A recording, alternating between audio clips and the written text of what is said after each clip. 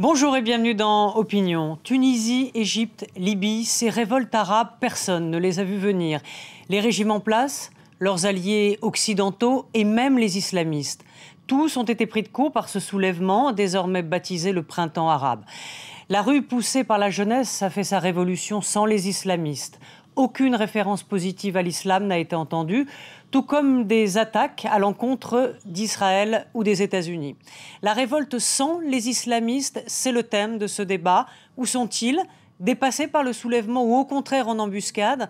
Eh bien, c'est la question qui est posée à nos deux invités sur ce plateau. Gilles William Goldnadel, bonjour. Vous êtes président de l'association France-Israël et vous êtes aussi avocat au barreau de Paris. Vous venez de publier Réflexion sur la question blanche, du racisme blanc au racisme anti-blanc. Et Antoine Sfer, bonjour, vous êtes directeur des Cahiers de l'Orient, vous êtes un des meilleurs spécialistes du monde arabe, vous êtes auteur du dictionnaire géopolitique de l'islamisme. Alors peut-être avant de parler justement de l'islam, de cette révolte qui s'est faite en quelque sorte sans les islamistes, peut-être une question sur la Libye et à quoi pourrait ressembler l'après-Kadhafi si bien sûr le régime tombe. Il plie en tout cas, mais ne rompt pas. Si bien sûr le régime tombe, c'est ça toute la question. Il est certainement fortement ébranlé. La Cyrénaïque, c'est-à-dire le rivage entre Sirte et Benghazi, est tombé aux mains des manifestants. Mais toute la Tripolitaine tient toujours. Tant que Tripoli ne tombe pas, il tient. Son état mental laisse à désirer et le rend en tout cas droit dans ses bottes, voulant se défendre et attaquer. Presque suicidaire, non? Ah, totalement, totalement. Les tribus, notamment la tribu des Warfala, l'a abandonné. La tribu des Maharga, qui est une confédération tribale, notamment du Fezzan et de la Tripolitaine, le soutient toujours. Donc il peut y avoir encore beaucoup d'événements avant qu'il ne tombe réellement. Gilles William, je suis d'accord à ce que vient de dire Antoine Sfer. Il faut être humble dans toute cette affaire-là, parce qu'on ne sait pas grand-chose. C'est un type imprévisible, et depuis longtemps. On peut tout à fait imaginer un scénario de guerre civile véritable ou de guerre intertribale, parce que la tribalité en Libye est importante. Ça n'est pas rien. Donc tout ce que nous savons, c'est que nous ne savons rien. Alors justement, Al-Qaïda, en revanche, vient de publier ce matin un communiqué soutenant les manifestants. C'est la première fois qu'Al-Qaïda publie un communiqué officiel soutenant les manifestants. Alors justement, c'est vrai que cette révolte arabe s'est faite sans les islamistes. Et sans armes. Et sans armes. Est-ce qu'ils peuvent confisquer cette révolte? On a vu qu'en Libye, d'ailleurs, il y a les frères musulmans aussi, et l'un des dirigeants a appelé au meurtre de Kadhafi. Au Yémen, même chose, ils essayent de s'immiscer dans la révolte. Sont-ils en embuscade et peuvent-ils jouer un rôle par la suite politique? En Égypte, ils ont essayé de récupérer le mouvement quasiment au 3e jour des manifestations. Ils ont essayé en mettant Baradei comme vitrine, qui est très connu à l'Occident, qui peut pas connu du tout en Égypte. Qui peut redorer leur image de marque. Mais en Égypte, ils essaient de quadriller. Ils ont déjà quadrillé une partie de la société. En Tunisie, le retour de Ranouchi Anada a fait à la fois étonné par son ampleur, mais en même temps a fait un flop, dans la mesure où, semble-t-il, ceux qui sont en embuscade, ce sont les laïcs. Chaque fois que les islamistes essayent d'attaquer le quartier réservé, par exemple, ou de s'en prendre à des femmes dans la rue, il y a une contre-manifestation immédiate. Donc là, on peut espérer que ce qu'on disait, c'est-à-dire la société civile, la classe moyenne tunisienne peut résister. En Égypte également, vous l'avez dit, ce sont des jeunes, la génération Internet, diplômés, travaillant, ne recherchant pas de boulot, n'ayant pas faim, qui ont réellement cultivé et hyper diplômés, qui peuvent aussi résister. Est-ce que Israël a peur des islamistes? La révolution de 89, au début, elle avait été menée aussi par des aristocrates ou par des bourgeois, bon chic, bon genre. 1789 en France, vous voulez dire? On a vu ce que ça a donné. La révolution russe, elle a aussi commencé par les mencheviks. On a vu ce que ça a donné en Égypte. Les frères musulmans, c'est une puissance très importante, populaire. C'est certain qu'ils ne sont pas à la naissance du mouvement. Le dernier vendredi, place Tahrir, on a eu une opinion un peu euphémisante de ce qui s'est passé en Occident. C'était déjà les frères qui avaient déjà repris la main, qui empêchaient un petit peu les autres de parler. Là encore, tout peut arriver. Vous pensez qu'ils peuvent avoir un rôle politique et instaurer, comme certains l'ont promis, un régime à l'iranienne? Si on va de toute manière vers un scénario démocratique, je ne vois pas au nom de quoi il ne pourrait pas jouer un rôle. Et la moindre des choses en Occident, où on a dit beaucoup déjà de bêtises depuis des années, et notamment avec une grande obséquiosité, c'est de dire, enfin c'est en tout cas ce que je dis depuis très longtemps, c'est que ces gens-là n'ont pas de bonnes intentions et sont très dangereux. Oui, mais aujourd'hui, ils ne représentent pas encore une majorité absolue. Non. C'est pour ça qu'il faut être très vigilant, voilà, c'est certain. Mais il ne faut pas dire que non plus qu'ils ont empêché les autres. Aujourd'hui... Où peuvent-ils s'installer réellement? Dans quel pays? Ils peuvent participer au processus démocratique et avoir à ce moment-là... On voit en Égypte, d'ailleurs. Un gros parti d'opposition, oui. C'est certain. Ou alors, ils peuvent même, et ce serait une très bonne idée, être associés au gouvernement, mais en tant que minoritaire. À ce moment-là, vous leur coupez l'herbe sous le pied.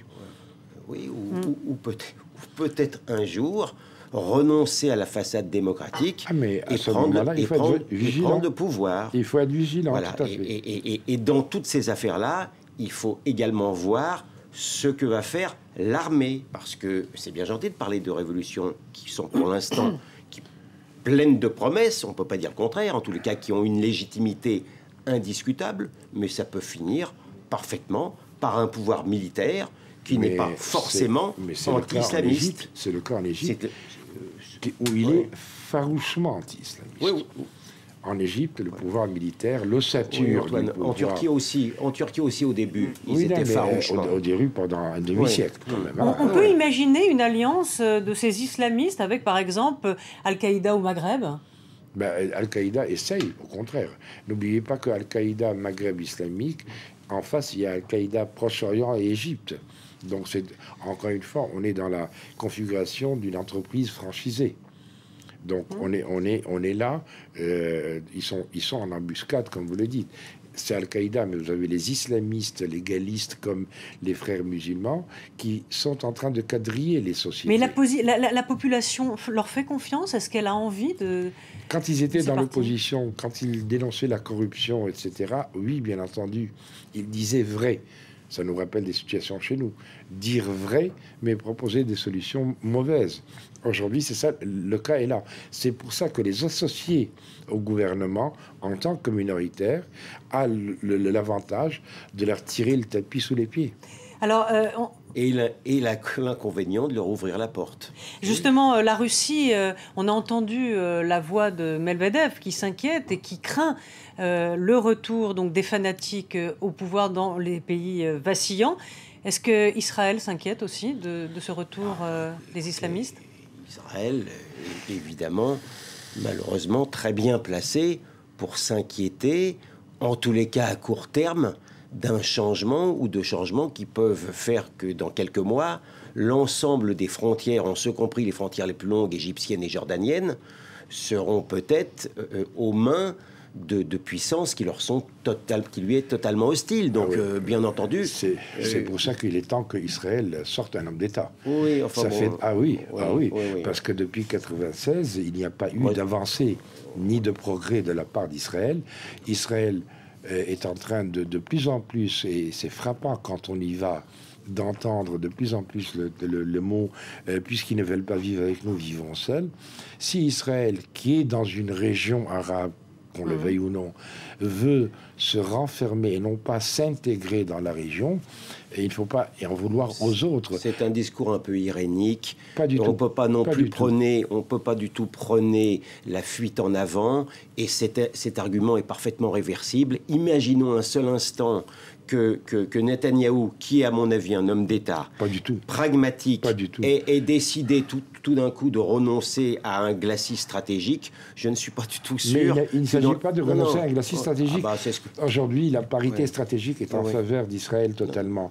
Il s'agit au contraire de profiter de ces moments-là pour essayer de faire avancer une situation de paix. Alors, il faut en avoir le courage. Ne pas voir que actuellement Abou Abbas, qui n'est certainement pas un homme d'État, n'est pas intéressé par un règlement.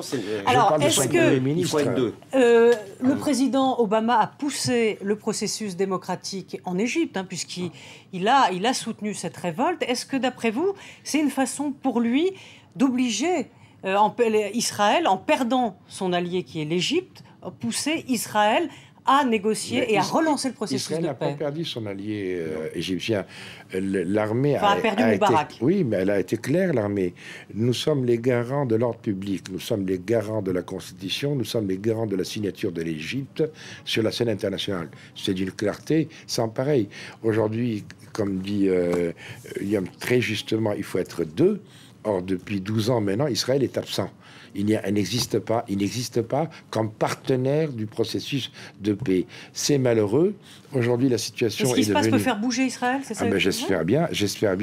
Où sont les Golda Meir, même si c'est pas un homme, mais les Golda Meir? Non, il faut pas. Non, mais on a tendance toujours à angéliser les dirigeants israéliens quand ils sont populaires de Golda Arabine. Ils étaient eux aussi très attentifs aux problèmes de sécurité avec lesquels on ne peut pas jouer avec même les Lévi Eshkol, mais tous ces gens-là qui ont eu le courage. Oui, mais on va pas...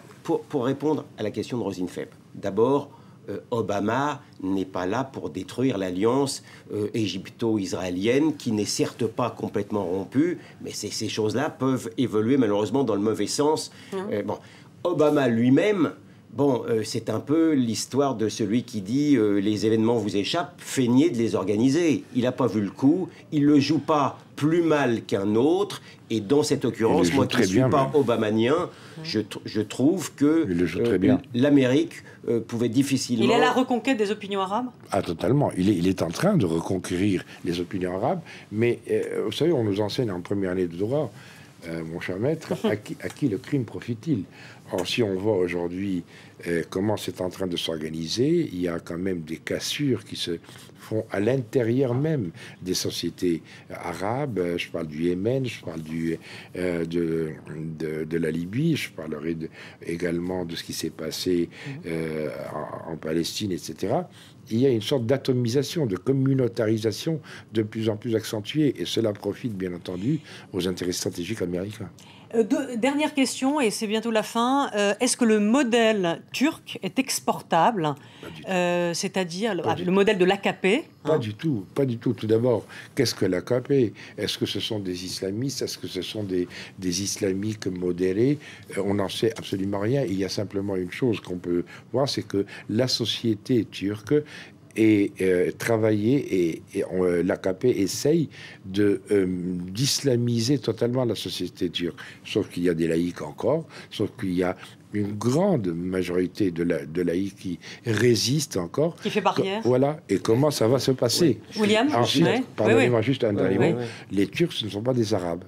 Ne l'oublions pas. Je suis totalement d'accord avec Antoine sur ce point. N'oublions pas que la solution turque, qui vaut d'ailleurs ce qu'elle vaut, elle s'appuie sur 50 ans... En tout cas, le modèle économique marche. 50 ans de démocratie, 50 ans plutôt de réussite économique, et aussi une lutte contre l'islamisme qui a quand même été suffisamment efficace. Donc je ne crois pas du tout que ça soit exportable dans des sociétés quand même qui n'ont pas ce niveau de civilisation. Voilà qui est dit. Merci à tous les deux. Donc je rappelle les titres de vos livres respectifs. Donc Dictionnaire géopolitique de l'islamisme, Antoine Sfer, et c'est aux éditions Bayard. Et Réflexion sur la question blanche, du racisme blanc au racisme anti-blanc. Et c'est aux éditions, alors je vais vous le demander... Gavzevich. Voilà. C'est un peu compliqué. Merci à tous les deux et on se retrouve très vite sur France 24.